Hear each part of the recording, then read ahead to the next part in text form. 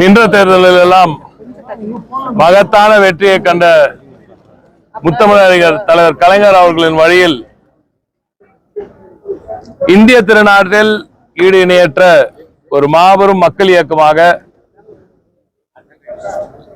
இன்று திகழ்ந்து கொண்டிருக்கும் திராவிட முன்னேற்ற கழகத்தின் தலைவராக பொறுப்பேற்று இன்று வரை அவர் தலைமையேற்ற அனைத்து தேர்தல்களிலும் மகத்தான வெற்றியை கண்டு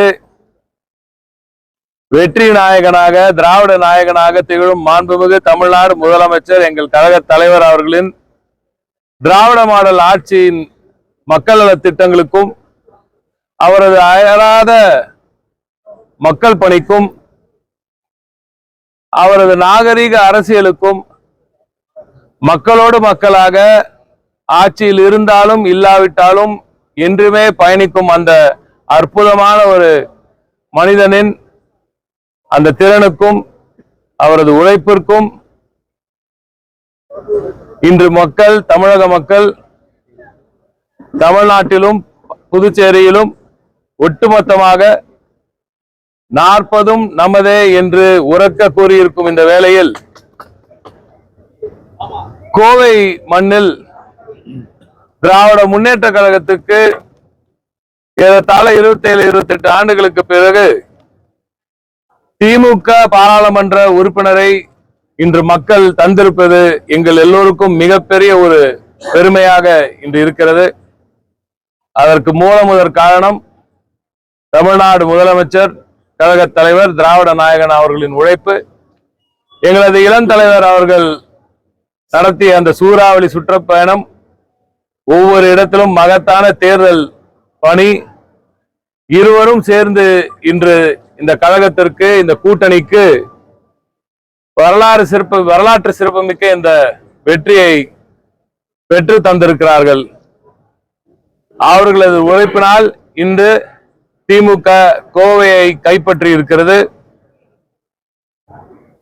இந்த வெற்றிக்கு உறுதுணையாக இருந்த அனைத்து கூட்டணி கட்சி நண்பர்களுக்கும், இந்த வெற்றிக்காக அனுதினமும் உழைத்திட்ட எங்களது மாவட்ட கழக செயலாளர்கள், எங்களது பொறுப்பாளர்கள், குறிப்பாக அந்த கடைகோடி தொண்டன் தன்னலம் பாராது ஒவ்வொரு நாளும் கடினமாக உழைப்பை தந்து இந்த இயக்கத்துக்காகவும் திராவிட முன்னேற்ற கழகத்தின் வெற்றி சின்னம் உதயசூரியனுக்காகவும் உழைத்திட்ட எங்களது உடன்பிறப்புகளுக்கு எனது மனமார்ந்த நன்றியை திராவிட முன்னேற்ற கழகத்தின் தலைவர் அவர்களின் பொறுப்பாளர் என்ற முறையில் நான் தெரிவிக்க கடமைப்பட்டிருக்கிறேன்.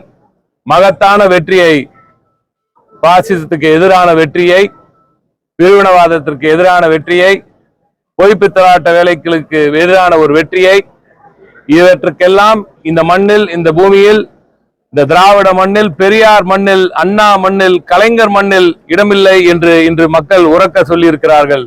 இந்த வெற்றி உங்களுக்காக தாத்தா, என் தலைவனுக்காக, எனது ஆறுவேர் அமைச்சருக்காக இந்த வெற்றியை மிகுந்த பொறுப்புணர்ச்சியோடு நிச்சயமாக நமது பாராளுமன்ற உறுப்பினர்கள் கையில் எடுத்துக்கொண்டு இந்த கோவை மண்ணுக்கு அற்புதமான பல வளர்ச்சியை நிச்சயமாக கொண்டு வந்து தருவார். நாங்கள் எல்லோரும் அவருக்கு உறுதுணையாக நிச்சயமாக நிற்போம். மகத்தான வெற்றி, மிக மகத்தான வெற்றி, இதுவரை வரலாறு சிறப்புமிக்க ஒரு வெற்றி, மகத்தான வளர்ச்சி, இதுவரை கோவை பாராத ஒரு மகத்தான வளர்ச்சியை நிச்சயமாக கோவை காணும். இந்த 3 ஆண்டுகளில் மட்டும் அற்புதமான பல திட்டங்களை தமிழகம் எங்கும் கொண்டு வந்து சேர்த்த திராவிட முன்னேற்ற கழகத்தின் தலைவர், திராவிட முன்னேற்ற கழகத்தின் கழக தலைவர் நமது முதலமைச்சர் அவர்கள் இந்த கோவைக்கும் பல திட்டங்களை கொண்டு வந்து சேர்த்து, அதுவும் குறிப்பாக தாய்மார்களுக்கு எண்ணற்ற ஒரு திட்டங்களை கொண்டு வந்து சேர்த்ததினால் இன்று ஒட்டுமொத்த தாய்க்குளமும் திராவிட முன்னேற்ற கழகத்தின் தலைவர் நமது தளபதியார் அவர்களின் பக்கம் நின்று இந்த மகத்தான வெற்றியை வழங்கியிருக்கிறார்கள். எனவே அவர்களது இந்த நமது முதலமைச்சர் அவர்களின் இந்த வெற்றி பயணம் தொடரும். அவர் கொடுத்திருக்கும் அனைத்து வாக்குறுதிகளையும் நிச்சயமாக நிறைவேற்றுவார். திராவிட முன்னேற்ற கழகத்தின் சார்பில் நாங்கள் தேர்தல் அறிக்கையில் சொன்னதும் சரி, சொல்லாததையும் செய்யும் ஒரு மாபெரும் தலைவர் எங்கள் தலைவர் என்பது உங்களுக்கு நன்றாக தெரியும். நமது முதலமைச்சர் என்று நன்றாக உங்களுக்கு தெரியும். நிச்சயமாக அனைத்து வாக்குறுதிகளும் நிறைவேற்றப்படும்.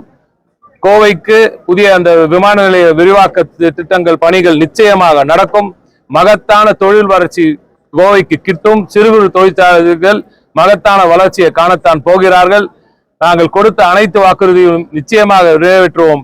இந்த வெற்றிக்கு கோவை மக்கள் அனைவருக்கும் எனது ஒரு மிக மகத்தான ஒரு நன்றியை நமது வேட்பாளரின் சார்பாக, கழக தலைவர் அவர்களின் சார்பாக, எங்களது இளம் தலைவர் அவர்களின் சார்பாக தெரிவித்து விடைபெறுகிறேன். நன்றி, வணக்கம்.